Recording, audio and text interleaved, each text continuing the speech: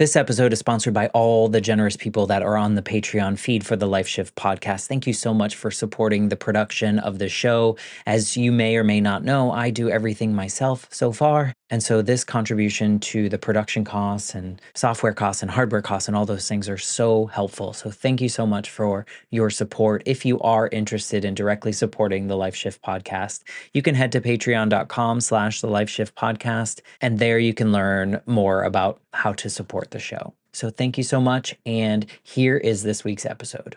For a long time, I never thought about it. I would say from the minute I walked out of the room where he assaulted me, I went up to the theater, sat down with my buddy who'd gone to the movie with me, never thought of it for years. It just blocked. Today's guest is Stephen W. Wilson, and he shares a really hard moment in his early life when he was just a kid, when he was sexually assaulted in a movie theater. And this was in a time period where people were not bringing this up, and he really pushed this down. And this was something that really affected him as he grew up, naturally, as we would imagine it would.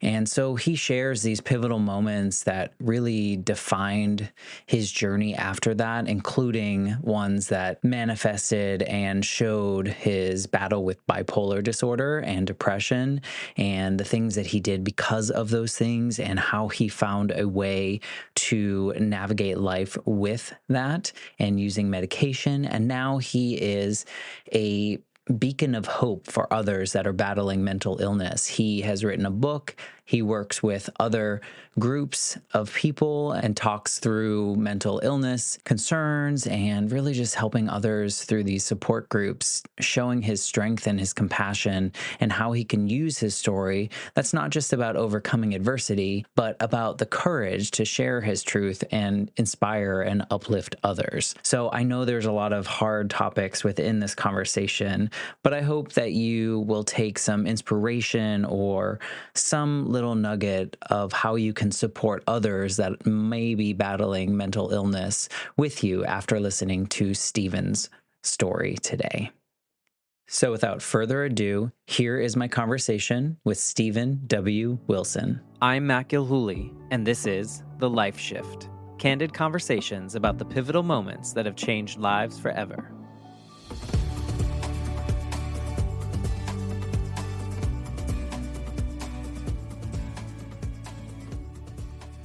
Hello, my friends. Welcome to the Life Shift podcast. I am here with Steve. Hello, Steve. Hi, man. How you doing?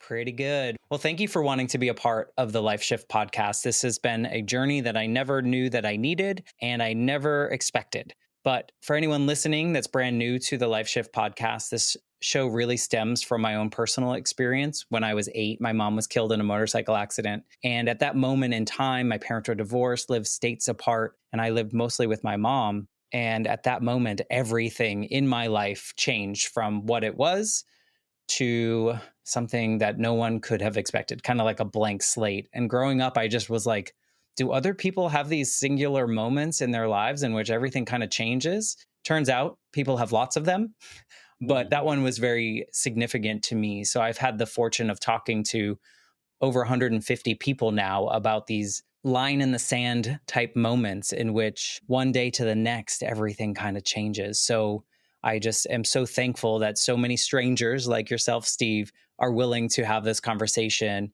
because my real goal is that there's someone out there maybe feeling super alone in their circumstance, and they hear somebody's story and they feel, oh, I'm not the only one that feels this way. And then they feel hope or inspiration to move through it. So once again, thank you for wanting to be a part of this. So before we get into your story, perhaps you can tell us a little bit about who Steve is in 2024. Well, I am retired. I spent the majority of my life in the custom clothing business. I have been married for 52 years Wow. to my wife, Lenny. We have 3 daughters, 2 granddaughters. We live most of our married lives in Delaware, Ohio, just outside Columbus. For a while, I was the sports information director at Ohio Wesleyan University. in 1958 when I was 9 years old. After having spent my early years in a normal fashion, I went to the local movie theater. Guy came up to me, asked me for some help. Then he raped me. He threw me up against a wall and he choked. Now, it seems to be similar for what I felt to what a lot of people feel who have an occurrence like that. And I was scared and lonely and lost, but I also felt somehow it was my fault. Mm, Why did he pick me? Did I have a glow about me that said, come get me? mm, I don't know. But I decided not to tell anybody, yeah. and I didn't for 30, 30. Wow. So you kept that inside. Hey, kept it inside. I'm so sorry that you experienced that. It's something that we would never wish on our worst enemy, something like that, and to a child. I can imagine why and how you absorbed like some kind of shame that you should not have, that was not something that you should have taken on. But I would imagine also at the time period, people weren't like, had you shared that, what would society have, how would society have responded in that way as well? Do you think that plays into it? They would have said I'm making it up, that it never happened. Right, like, people don't That's do a long that. time ago, and it's getting better today, Yeah, but back then, there was not even any help for a young kid like me right. who'd gone through that situation. Did you tell no one? You said you didn't tell anyone for 30 years, not a soul? No. I didn't even tell my wife until 2015, Wow. Well, and I we'd mean, been married for over 40 years at that time. and you kept that a secret because of the shame that you absorbed? Not rightfully so, but because of that, or just Well, I wouldn't say that's the reason. I would okay, say I just shut it out of my mind. fair. Trauma response. Right. Yeah. But it was still probably sitting there, right? Because I would imagine Oh, that yeah. somehow affects you in some Right. way moving Definitely. forward. What happened very quickly within 3 or 4 months, I was in 4th grade, and I didn't know what the hell was happening. Ended up, I was having my first depressive episode. Yeah. It lasted for several months. I didn't know what the hell was going on. Yeah. I What felt were some of the worthless. things that were happening? Just the way you were feeling? It's very difficult to describe the feeling because most people don't understand it. They'll tell you, "Oh, go read a book, take a Bible." Mm, Right. But anyway, it was like feeling worthless, mm, like I'm worth nothing. I don't have any love to share. I don't have anybody loving me. Later on, it became suicidal ideations. And at the time when I had this, unfortunately, I didn't realize that it was on a kind of like a roller coaster ride where I would go from depression for however long my cycle was right. and I'd get better and things would go all right. And then I'd fall back into that depressive state again. So it was like deep, deep, and then you'd be fine again, kind of like dismiss it and then go back deep into that? Or did you Well, have these highs? I would not say I was fine again, but I was a Okay. lot better. Okay. So it wasn't as dire, maybe, in that sense? It was better than that, Okay. but things started happening to me. Mm, I would get physical aches and pains. I would feel like the flu, although I never had a temperature or anything. right. It was just all of a sudden these body things came up, Yeah. and that is fairly normal. From trauma like that. Yes. Yeah. Depressive, I talked being depressed. from being depressed, but I would also venture to say that this trauma that you experienced as that young child, some of that, when you push that down, I would imagine that can play itself into a physical manifestation of your body kind of feeling that Absolutely. way too. Because I Yes. talked to someone about he was sexually abused as I think a 6 year old, and he pushed it down. And about at 23, he like on a dime turned in a sense where his body started like chronic pain in certain areas, and there was like no way out of it, like no relief from it. Turns out he remembered then about the trauma that he had pushed down. Yeah. So it sounds like that's probably something very similar to what your body was reacting to in a way. Yes, I would say so. Yeah. Yeah. And at those moments, do you think back to that trauma? Is that something that you pushed out far enough that you kind of didn't think about it a lot, or was that something that was just always there? For a long time, I never thought about it. I would say from the minute I walked out of the room where he assaulted me, I went up to the theater, sat down with my buddy who'd gone to the movie with me, never thought of it for years. It just blocked. So that's like your body was protecting you in some way, or was trying to. Your mind was, I guess I should Yes, say, you're yes. protecting you, and your body was then months later trying to remind you of that in a way, right? No, With that, with the I would feelings. say that I found no connection at that time and for a long time Mm. with the sexual assault and my depression. Oh, okay. See, I had no one to talk. No, there were no professionals I could talk to. Right. And what would my parents know? They wouldn't know anything. Was the family life at home, was that semi-normal, or was that like a happy family life and therefore making your depressive moments feel like, why am I feeling this way? Or did you have some issues there too? Well, it was a normal life, Okay. and the issues within my family towards me didn't come up until years later. Okay. So this, like, when you're going through 4th grade, Mhm. on the outside, life is seemingly normal for a Yes. 4th grader, yet Yes. here you are feeling like these adult feelings of depression and, why do I exist? What do I offer the world? And so this is probably pretty detrimental to your growth here, right? Like, did you find it challenging to just go through life at that point, or did you, like, how does that affect your day to day? Well, it really didn't affect except for the thoughts. Okay. And I'll Those are tell you big. other things that happened. I was a stellar student. Mm, Right after it happened and I went into depression, I could no longer study. mm. My grades dropped like hell. I didn't want to play with my friends. It was bad. I just was feeling worthless. How do you move through that? Like, how do you continue on? Because you're here now and you've made it a far way. How does that build in you, or how do you move through that? Well, it was a hell of a long process. You're talking, I was 9 at the time. You're talking 50 years to where I was able to become 80% better.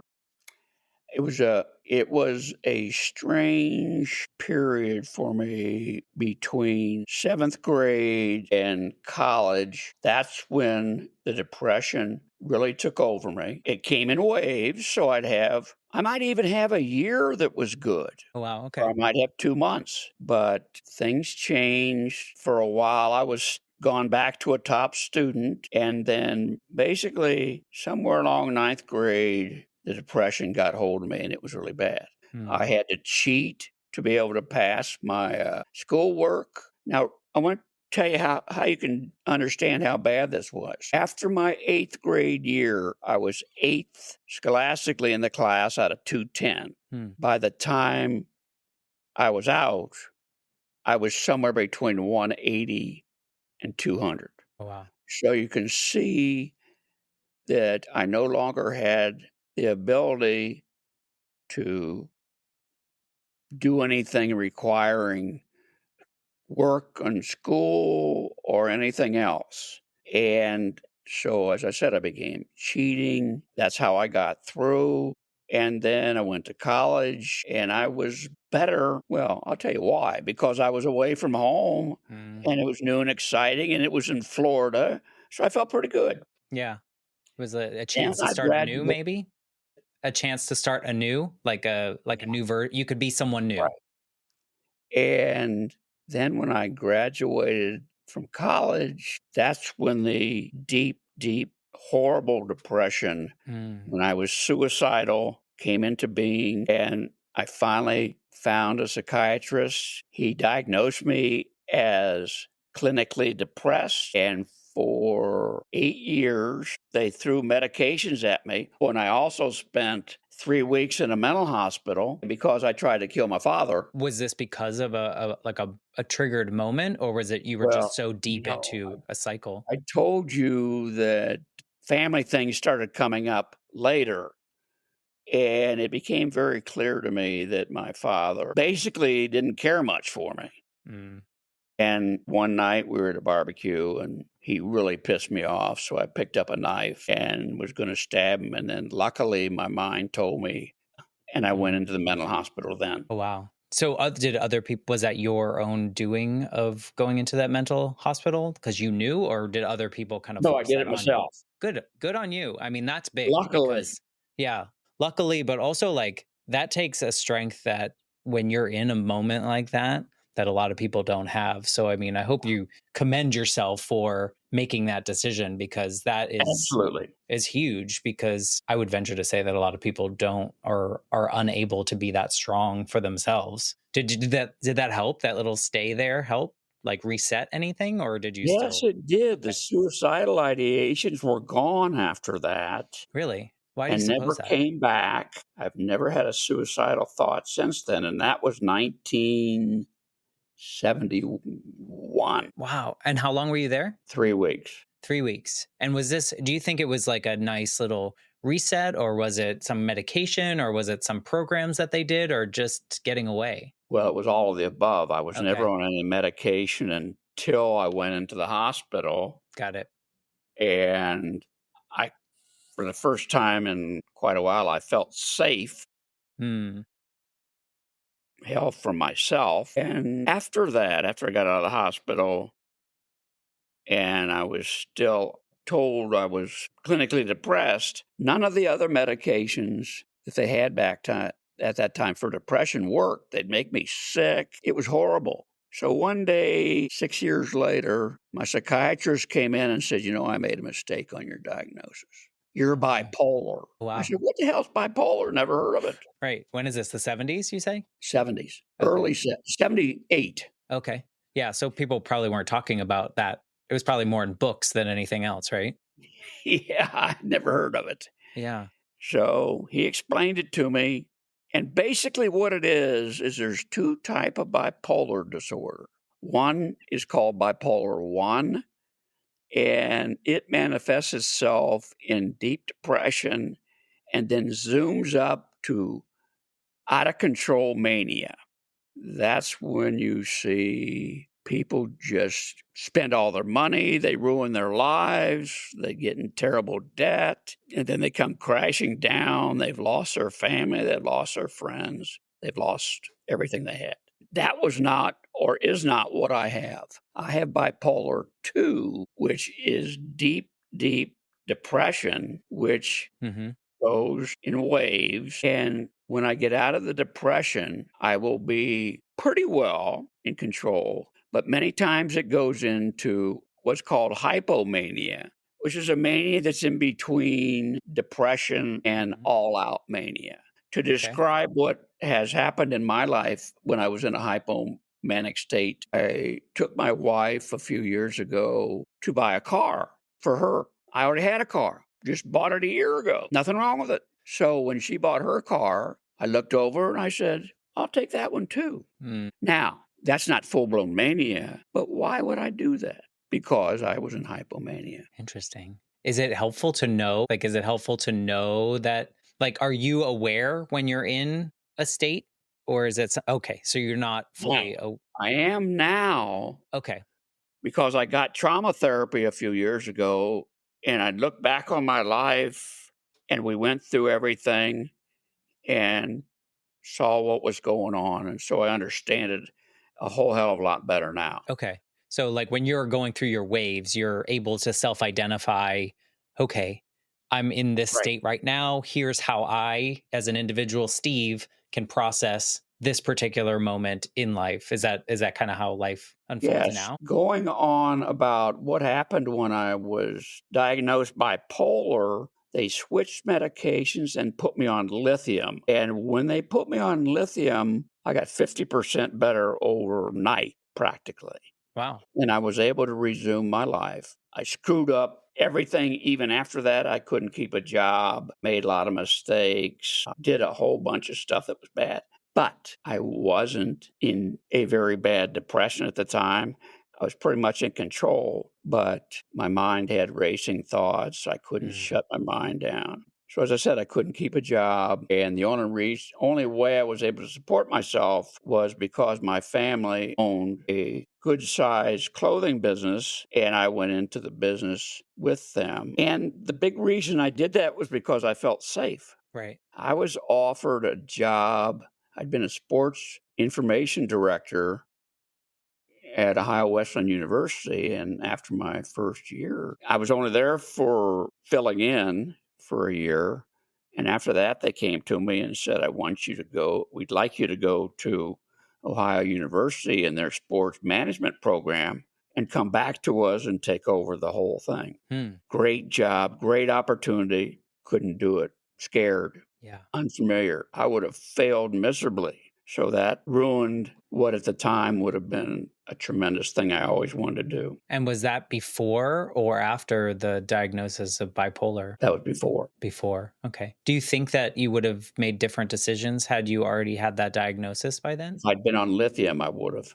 Yeah. What does the lithium do for you? Does it just level things out or does it shrink the curve a little It bit? takes away a lot of the depression. Now, I'm not Okay. on it anymore because it ruined my kidney, I would imagine. and I had to have a kidney transplant. Oh, That wow. was years later, 20 years later. And anybody who hears that should know that I would not have changed and gone off of lithium any time before that because I was feeling normal. I didn't want to. The worst thing for me was to ever go back into that deep, deep suicidal depression. Right. You also mentioned that when you were in that mental health hospital for the 3 weeks, like you haven't had suicidal thoughts since then. Mhm. Was any of that experience, I hate to jump back that far, but was any of that experience like one of the first times where you saw other people that felt like you and like you felt a little less alone in that like Yes, definitely, depression, like definitely. seen in a way almost? And I wonder if any of that triggered the sense like, okay, well, maybe I'm not the only one that is in this dire situation. And then therefore the kind of the suicidal ideation subsides a little because you know you're not alone. Yes, absolutely. And also, this is a very specialized hospital I went into Mm, in Columbus and did a lot of things: art therapy, physical therapy, all these things helped me a bunch. yeah. And none of the trauma from when you were 9 came up in any of those situations? In the hospital, Yeah. sure they did. We had Okay. group therapy and one-on-one therapy. I was going into therapy 3 times a week. I was so bad at that time. Okay. And it was all and you so you were unpacking some of that trauma from your 9-year-old experience. No, Okay, so you because weren't I had talking about blocked that it enough. out. I never even told the psychiatrist or the Okay, therapist. so that never came up in that mental No, health stay or never did. anything. That was like 50 years later in which you were unpacking Well, I'll that tell you what happened because psychiatrists, therapists are great, but they screw up from time to time. because they're human, I guess, right? Yes. But anyway, they, in about 1985, Mhm.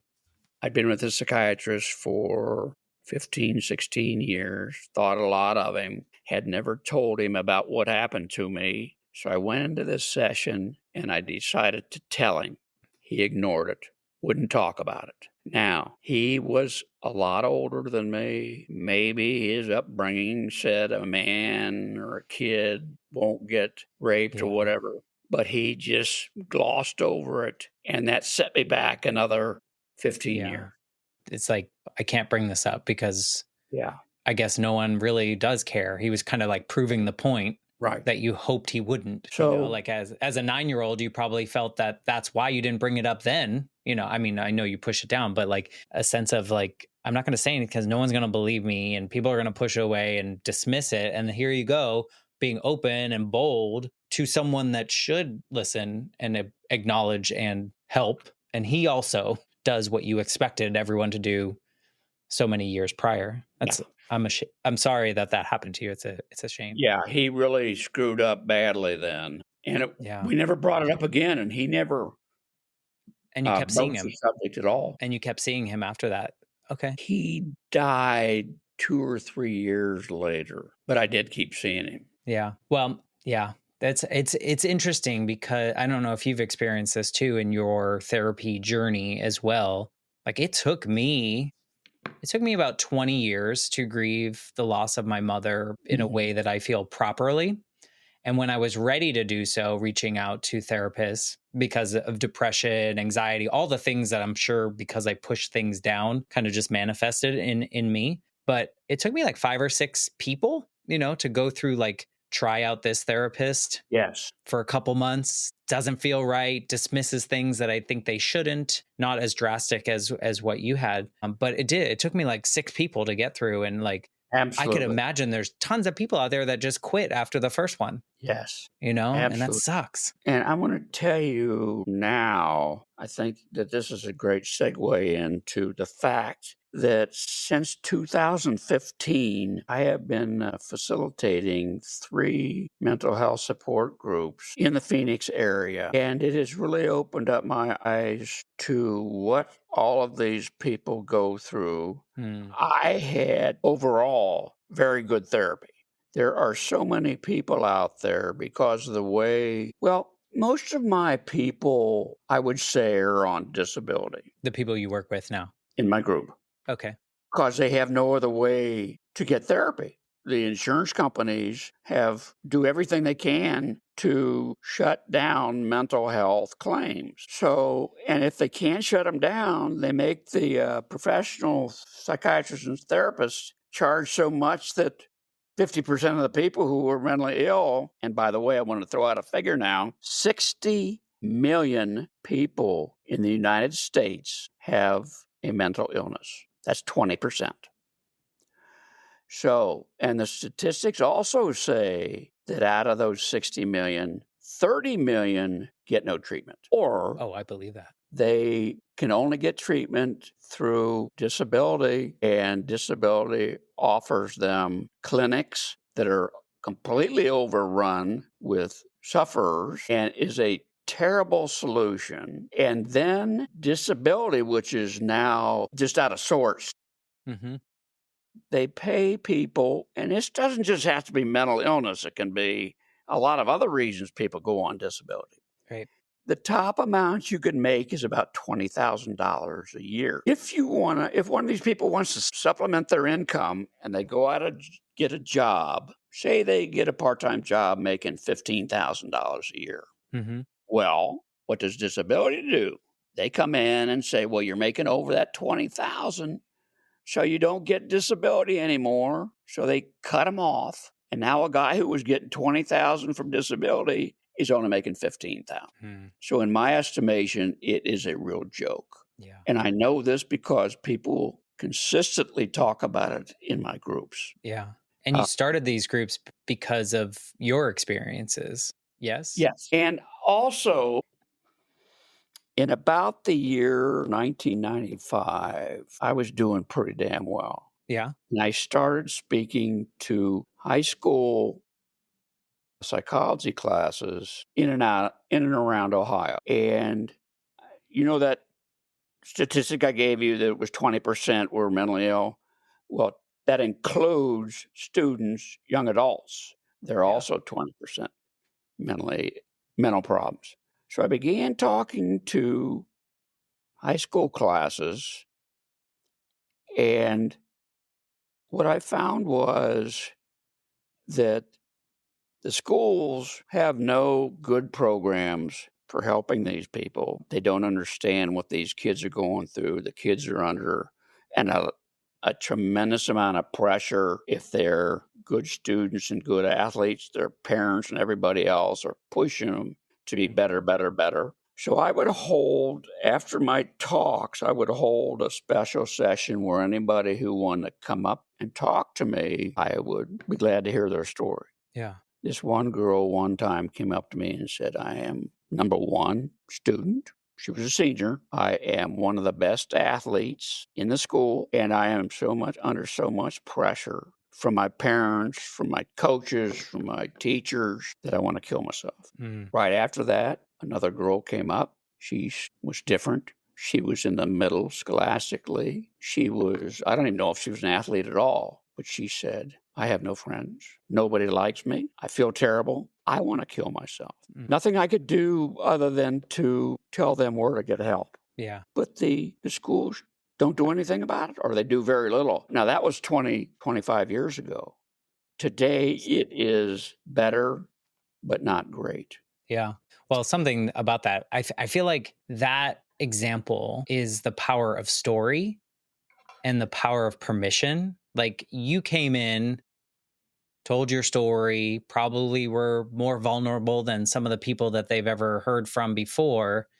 And they felt seen, heard, safe to come up to you and tell you their deepest, darkest secret because no one else they knew because their parents were pressuring them and this and that. And if they had said that to any of them, they probably would have been dismissed like you were by your Yes. therapist in that moment. And And so the sad you thing about created that that space. is I have no idea what happened after they left. I'm sure you made an impact. I'm sure that something you said, I don't know about you, but the first times I've ever like said something out loud, maybe like when I was trying to grieve my mother and how I felt about that, or something stupid that I felt in Mhm, my head. It wasn't stupid, but something that I felt was stupid inside and I mhm. said it out loud. It kind of lightened the load a little bit. And my hope is that those young ladies that spoke to you, they said it out loud, they heard it, they processed it, they heard your story, and they felt inspired to move through it. And I would Yes. hope because there is some power in releasing that from. I am sure Mhm. you feel this too, like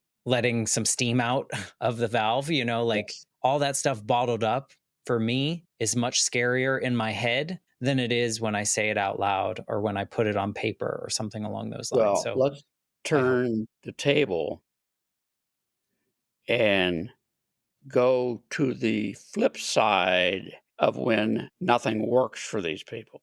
As I Mm, said, I've been doing these 3 groups for 9 years now. I've had 2 people kill themselves in my mm, groups, and 3 days ago, one of my group members who is about 28 or 30 and suffering badly from her illness, her best friend killed herself. mm, So now this girl is in even more imminent danger, right. reacting to her best friend killing herself and everything else that's happening to her. Yeah. So not That's terrible. everybody makes it through. I don't know why this one girl who was in my group was about 25. She was going for her master's in college. She was very depressed and she said, I'll never hurt myself because I love my grandmother so much, or her mother, whatever one. Hmm.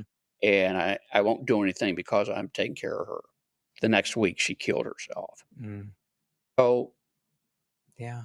it is horrible what these people go through and what I went through. Yeah. But as I wrote in my book, there's always hope. It's a long, long journey. Hmm. Can't get, there is no cure for any of this, by the way, Right. but you can get better and live a productive life. That's Yeah. one of the big themes of my book, and I hope it gets through to some people. Yeah.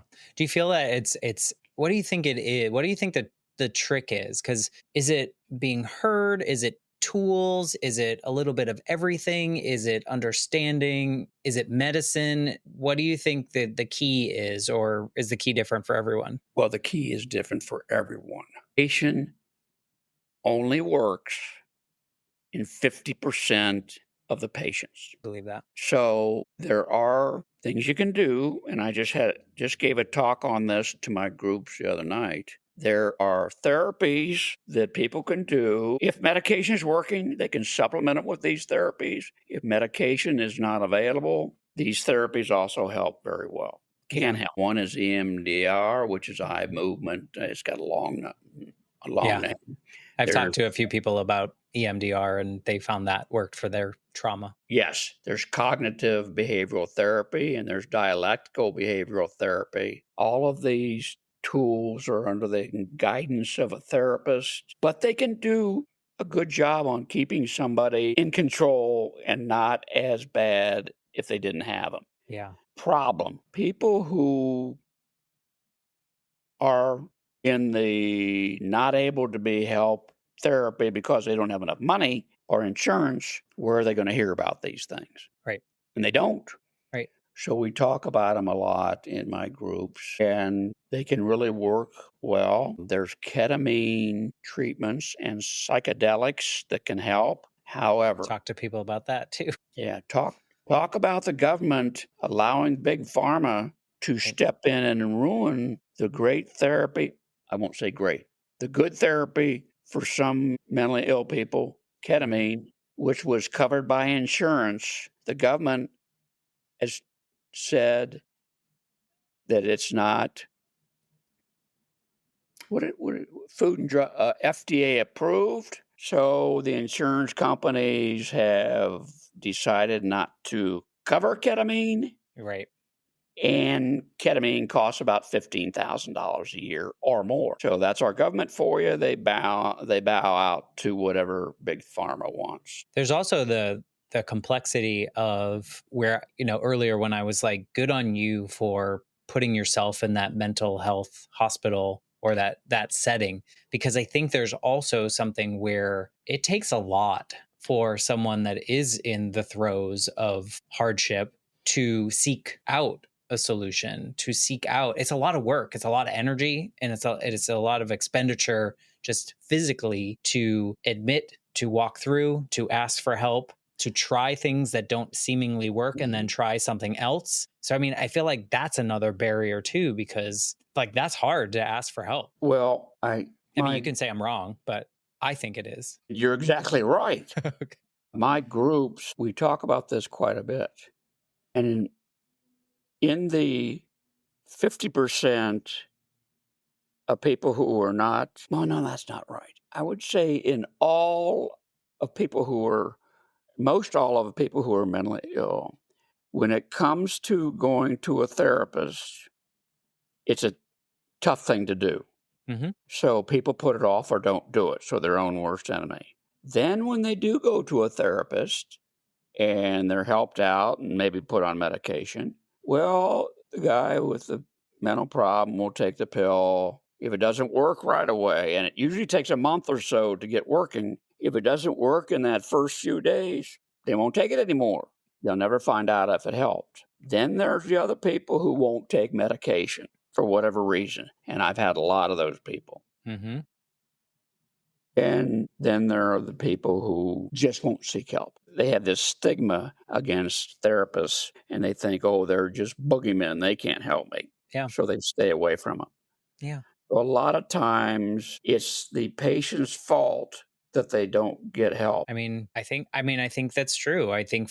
For me personally, that grief journey of losing my mom, 20 years, I pushed it off. I wasn't ready until I was like early 30s to really like start to process it appropriately, and that's when I sought out help. Had I been forced before, like if someone was like you have to go, I don't think it would have worked. I think I had to be ready, and that's that's a long journey. Luckily, I wasn't in dire straits often. There were times that maybe they were harder than others, but it was really like early 30s when I was like, I need to do this. And I went through that whole thing. Like, I went to a psychiatrist. I think one of my six was a psychiatrist, and he was like, try this medicine. And then you try it. Then you find it doesn't work, right? After however long you're supposed to wait for it. But then you have to wean off of that one before you Hmm. try the next one. So now you're in this period of a mess. So eventually I just went away from medications at all and found that when I found the right person, the right things all clicked together and everything kind of worked.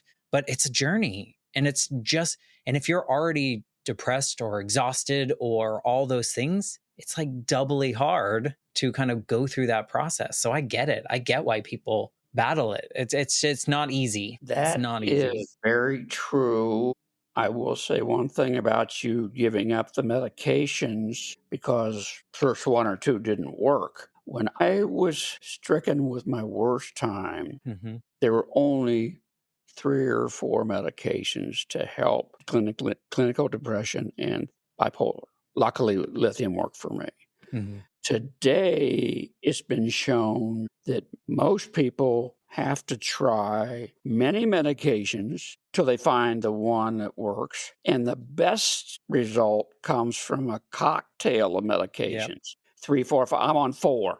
3, 4, 5 medications that work off of each other. Work together. Yeah. And but what you did, you gave it up I before. did. I Now, did. who It was knows what would have helped? but you got the psychiatrist ended up helping the most, so that was good. Yeah. Yeah, I So found my many people journey. never give it enough of a try. Yeah, it was quite a journey, and it's not something that, like you said, like we agreed on. There's a different key for everyone. But I can't help but think about your story now and how you're helping these people, or you are working with these people to help guide them. Do you think that a lot of the reason you do it is because you now are the person you needed when you were younger? I don't know how to explain it. I have been fortunate enough throughout this journey to learn from when I started speaking to those high school classes that I had a lot to offer in this field. Mhm. And I didn't want people to have to go through what I went through. And that's been I'd say I've felt that way for many, many years. I wrote the book, Teetering on a Tightrope, Mhm. to get the word out. And now I've done over 40 podcasts to hopefully, even when I'm gone, the messages I've given will be out there Yeah. so people will see it. Yeah. That's why I do it. I do it so people don't have to suffer like I did. Like you did. Right. Do you And think I get a lot of good out of it myself. I would imagine, yeah, there's probably some healing piece of every time Mhm. you're able to help. I just think like what if Steve Wilson was like talking at your high school, like when you were a kid and you heard you talking, like not you particularly, but someone that had Mhm. gone that was feeling those things like when they were younger, and look at them now, they're thriving, or now they're living a life that feels normal and happy and all the things that you maybe didn't think were possible. Do you think that like that would have changed the trajectory of your life because you saw someone? No, because it was in the 70s. Yeah. I don't have a clue what would happen then. If it were today, hopefully it would have a big impact on me. Yeah. Yeah, it's hard. I think about that a lot. Like a 10-year-old version of me, like knew an adult that had a dead parent and grew up just fine. If I would have struggled as much as I did trying to be perfect so that other people wouldn't leave my life like my mom did. I mean, it wasn't of choice, but she died and therefore she left. So I became a perfectionist because I didn't want anyone else to leave. Yeah. And, kind of like the young version of you took on this unnecessary shame. It was like I took on unnecessary blame that my mom died, but it wasn't it was out of my control. But you just assume these things when you're kids. And I think about like, had I known someone when I was younger, would I have taken 20 years to grieve that? I don't know. To your point, I don't know. It was the 80s and 90s, and things were different then too. Well, the question is, where would you be today if you hadn't gone through that kind of stuff? Where would I be today? Yeah. I certainly wouldn't be helping people or trying to help people like I am now. So maybe the ends justify the means. I agree. It's hard to I think you have to be able to reflect on those moments and get through those moments and think about how there are things to be grateful for Yes. despite the circumstances that we've gone through. But you're right. I would not be this version of me. You would not be this version of you. You would not be impacting the people in your life the way that you do now had you not struggled through all of those pieces of your life, Yes, which I is agree. like so crappy. Like, it's not like we want this, but at the same time, like, look what we can do now because you've kind of, I don't want to say made it to the other side, but you've kind of made it through to a space that feels more comfortable for you compared to that earlier version of you, right? Yes, for Yeah. sure. I mean, good on you. This is not only do I still get stuck on that, like you put yourself in a space that you needed to get a little healthier at the time after that incident where you almost did something that you probably would have regretted. But now you make the decision to help other people. You don't have to. You make the choice to do that. And that's big. So kudos to you for impacting so many people from what you've learned and your compassion that you have for these other people. Well, thanks, and the same to you, too. One of the sad things about the journey to assist people in mental illnesses is that most of the time I never know the outcome. And we have a girl in our group, she's maybe 45, and she was having postpartum depression, and she had a faulty marriage and no support and all this. Mhm. And she became very suicidal. And she tried to commit suicide earlier in her life. And she was on our group one night and she was really in bad shape. And all of us in the group, we didn't tell her to go. We never in my group give any advice. Right. That's not our job. But we suggested that she ought to think about going into a hospital. Well, the next day or two, she went to her therapist, and her therapist said, "No, no, no, you don't need to go to a hospital." 2 days later, she tried to kill herself. And the only reason she lived is because her husband came in and found her and saved her. It just points out that it's everywhere. Yeah. And those stats I gave you before, that's worldwide. That Yeah. isn't just the US. Yeah. That's everywhere. Yeah.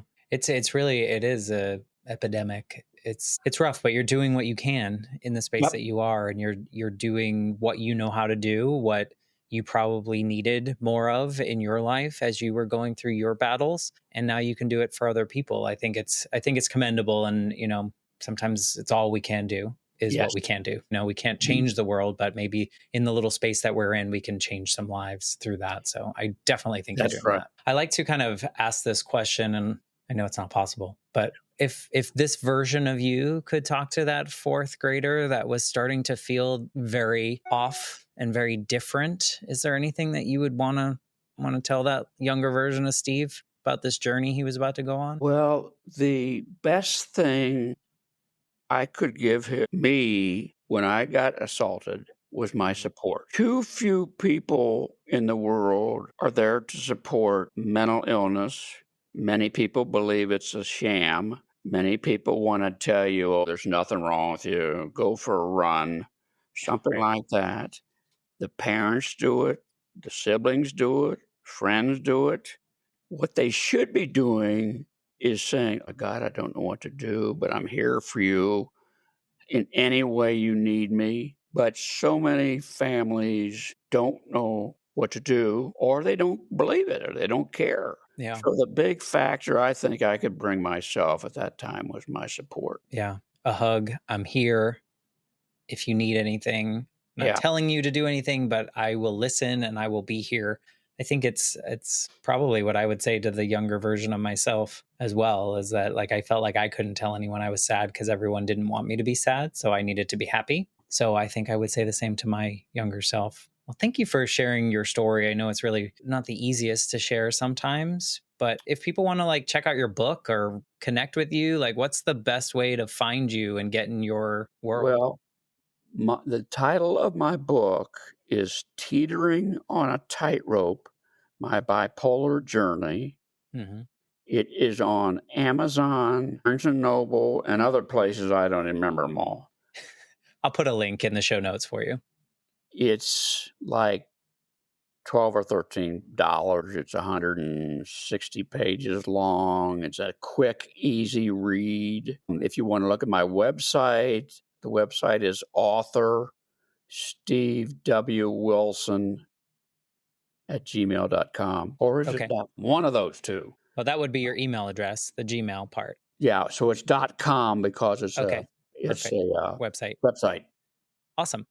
My own email address is on the website. Anybody can call me if they want to. I am also branching out and offering expanded, not expanded by the time, but extra amounts of mental health support groups. Cool. There will be two other current or past facilitators with me, and we will be offering, and all of our groups are online. We will be, in the next month or so, beginning to offer our support groups wherever you can find them. Awesome. We have a guy in Florida. There are two of us in Phoenix. We're looking for others, and it's free. And we're just out here to reach out to people who need a helping hand. Yeah. I need to just hear, be heard, see, know that they're not alone. That's great. Right. We'll include all those links in the show notes, or I will include those in the show notes. I don't know why I said we, it's just me. But we'll put all that information in the show notes so people can connect with you, reach out to you, share their story, share how your story impacted them. If you're listening now and something that Steve said resonated with you, please reach out to him. Or maybe you know someone in your life that needs to hear Steve's story or needs to be Right. part of one of these groups. Please share this episode with them. We would be so grateful for that. So thank you again, Steve, for sharing your story Thank in you, this way. man. I sure as hell appreciate it. For And if sure. you know of anybody doing podcasts in the same area we are, have them get in touch with me, and I'll be glad to do a podcast as a guest. Sure thing. And anyone listening too, if you have a podcast and you are interested in having Steve share his story in the way that your podcast does it, please reach out. Reach out to me and I will connect you. And if you are listening, thank you for listening. I am so grateful for you. And with that, I'm going to say goodbye and I'll be back next week with a brand new episode of the Life Shift podcast. Thanks Bye, again, everybody. Steve. Thanks.